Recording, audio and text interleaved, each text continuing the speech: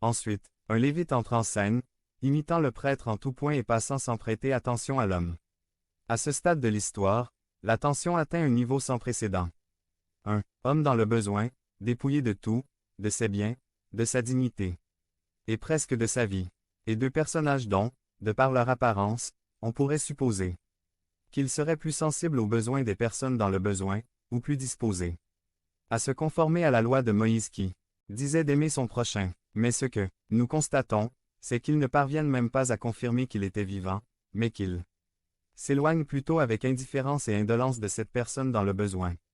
Mais alors, dans l'intrigue dramatique, un revers inattendu survient. Un personnage apparaît, sur la scène dont la simple évocation a dû laisser l'apostrophe. Estomac du public juif se retourner.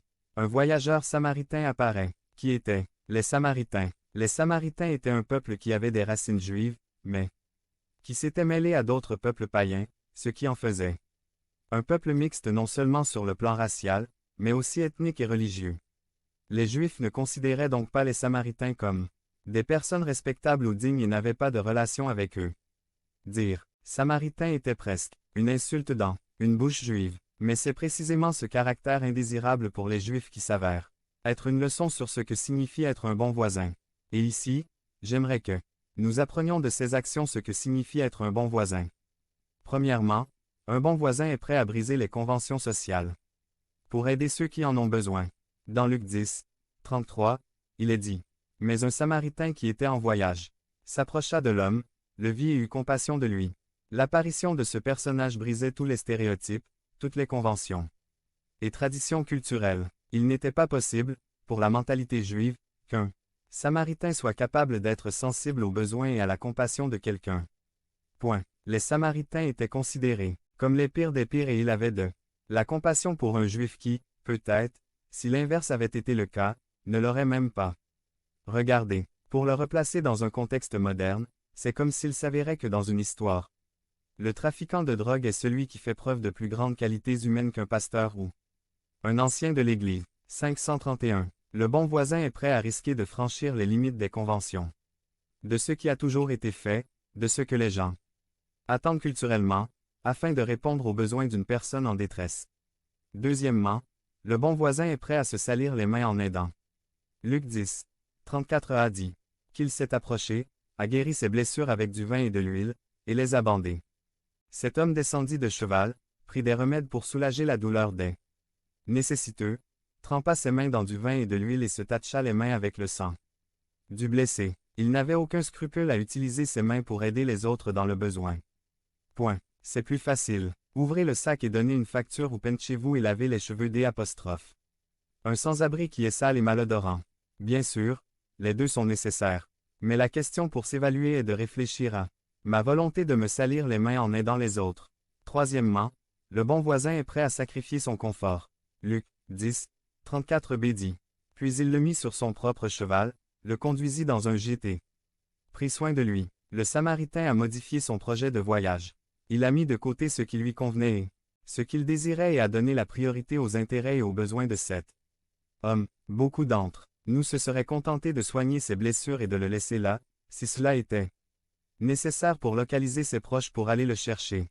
Mais cet homme était prêt à marcher, à retarder ses projets, à rester éveillé pour cette personne. Dans le besoin qu'il connaissait à peine. Comme c'est difficile, comme je suis prêt à sacrifier mon confort. Ma femme a été opérée de la main gauche et pendant environ 2 semaines, elle n'a pas pu faire tout ce qu'elle faisait habituellement. Même pour des choses aussi élémentaires que prendre un bain, il avait besoin d'aide.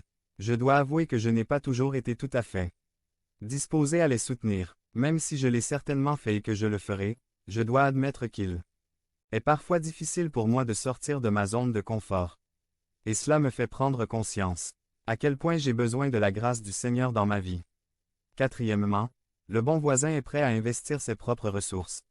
Luc 10, 35 dit que, le lendemain, il sortit 2 pièces d'argent et les donna au propriétaire de la loge. « Prends soin de moi, lui dit-il, et peu importe ce que tu dépenseras en plus, je te le payerai à mon retour. » Le Samaritain n'a pas lésiné sur l'investissement nécessaire pour que cet homme dans le besoin reçoive l'attention dont il avait besoin.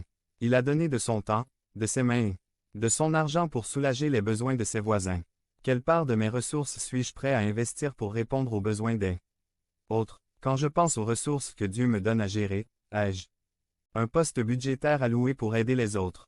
Lorsque nous recevons un peu d'argent supplémentaire, à qui pensons-nous en premier? À nous-mêmes et à nos désirs, ou à la nécessité de soulager les besoins des autres?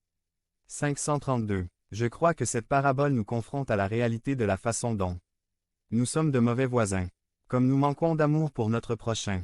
À quel point nous sommes égocentriques. La bonne nouvelle, mes frères, c'est qu'un jour le Père a envoyé son Fils, Jésus-Christ, et dans l'œuvre de rédemption par sa grâce bénie, il a brisé les conventions sociales et, étant roi, il est né dans une crèche, il était prêt à en devenant homme et en vivant parmi nous, il a sacrifié non seulement son confort mais sa propre vie pour que nous puissions vivre éternellement. Et a payé avec son sang ce que nous ne pouvions pas payer, la dette de nos péchés. Comme nous le voyons, grâce à notre grand et bon voisin Jésus-Christ, nous pouvons aujourd'hui être ici dans une relation croissante avec Dieu.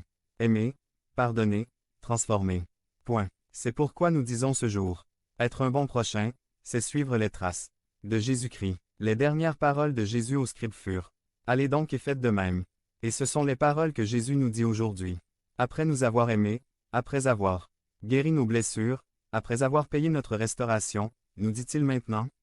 Tout comme vous avez été aimés, vous devez maintenant aimer votre prochain. Vous devez être un bon voisin comme je l'étais avec vous. Par conséquent, mes frères bien-aimés, alors que nous considérons ce mois-ci le thème de la justice et de la miséricorde, nous devons partir de la réalité de la grâce de Dieu dans nos vies et du fait qu'il nous a envoyés vivre de telle manière que nous reflétions le caractère du Christ envers notre prochain. Être un bon prochain, c'est suivre les traces de Jésus-Christ. Dieu nous donne chaque jour des occasions, proches et lointaines, de refléter son amour envers notre prochain. Ne nous laissons plus distraire par des questions techniques comme « Qui est mon voisin ?», qui nous laissent passifs et distraits. Mais concentrons-nous maintenant sur des cas spécifiques, proches et lointains, dans lesquels, en tant qu'individus, familles, petits groupes, quartiers généraux ou églises du Christ, nous pouvons nous impliquer pleinement pour la gloire de notre grand Dieu. Devenez membre de la chaîne et soyez un instrument de la parole de Dieu. Ne manquez pas cette opportunité d'avoir un impact sur des vies. Cliquez maintenant sur le lien dans la description et aidez-nous à diffuser la parole de Dieu. Loyauté par Craig Bennett. Résumé. La parole de Dieu nous avertit dans l'Apocalypse que ceux qui sont avec Christ dans les derniers jours sont les élus et les fidèles. Celui qui est fidèle est une personne loyale. La fidélité est une vertu difficile à trouver de nos jours. Fidélité. La fidélité est une vertu.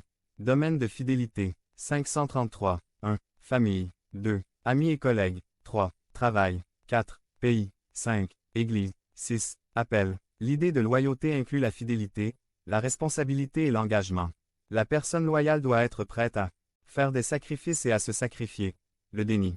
Mt 10. 22 Et vous serez haïs de tous à cause de mon nom, mais celui qui persévérera jusqu'à la fin sera sauvé.